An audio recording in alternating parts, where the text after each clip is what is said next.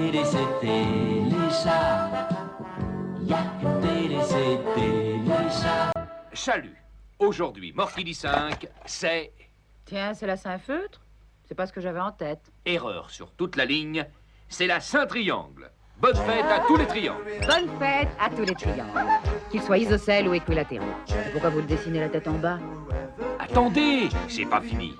Je fais 2 autres petits triangles en haut, un petit triangle au milieu, 2 traits d'un côté, 2 traits de l'autre, 2 points pour les yeux, et j'obtiens un superbe autoportrait. C'est quoi un autoportrait? C'est un portrait de Bibi Lolo, c'est-à-dire de l'artiste par l'artiste, moi-même. Une page de publicité.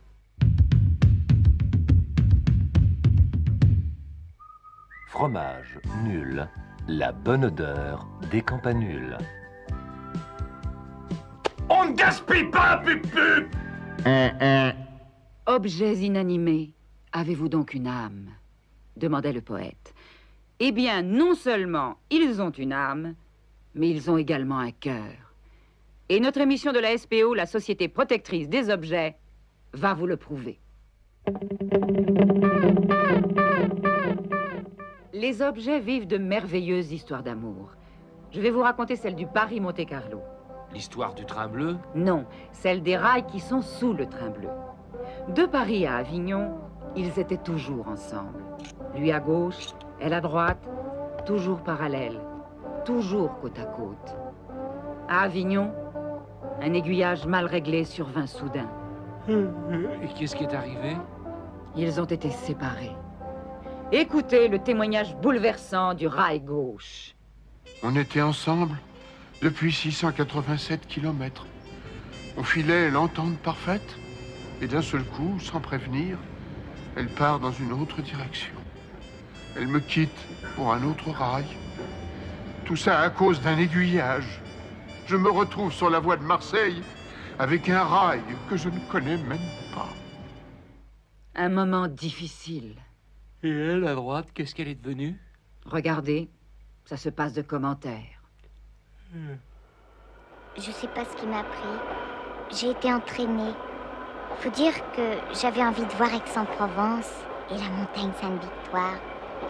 Je suis restée un moment sur la côte et un beau jour, qui je vois entrer en gare de Cannes? Mon fidèle rail gauche. Il me cherchait. Je suis tombée dans ses bras à l'aiguillage suivant. Ils se sont donc retrouvés et ils ont passé leur lune de miel en gare de Monte-Carlo. On a beau être blindé, quand ça finit bien, c'est toujours mieux. Pour Lola. Téléchat écoute. Bonjour, Madame Lola. Votre histoire m'a émue, mais moi, j'ai pas eu cette chance. Que puis-je faire pour vous aider? Je suis une petite salière. J'ai vécu 10 ans au restaurant du coin avec le même poivrier qui a toujours été un compagnon merveilleux. Nous vivions serrés l'un contre l'autre dans une petite assiette. Dites-lui d'abréger, on va dépasser l'heure. Et puis, avec la crise, le restaurant a fait faillite. On a été séparés. Et vous ne vous êtes jamais revus? Non, je ne peux pas quitter mon comptoir. Le bistrot est ouvert jour et nuit. Oh, arrêtez de pleurer, petite salière. Les larmes sont déjà trop salées. La SPO va vous réunir à nouveau en vous engageant tous les deux à l'annexe de Téléchat. Courage.